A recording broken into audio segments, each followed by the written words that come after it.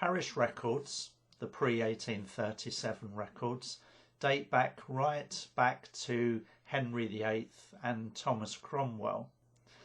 Remember, a baptism isn't a birth record. A child may have been baptised 6 weeks after birth, within that first 6-week period. But I've got instances in my family tree of children being baptised from 5 years of age up to 12 years of age, and I've seen instances of other people, other individuals being baptised at a much later age.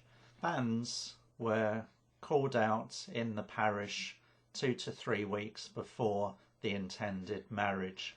Again, don't assume that because the banns were called, the couple did actually marry. Do look for the marriage register as well.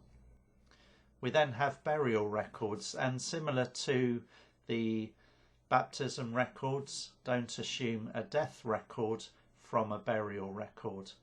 If your ancestor died in a parish and was buried, hopefully that took place reasonably quickly, but we can't assume a death date from the burial date. They're two different circumstances.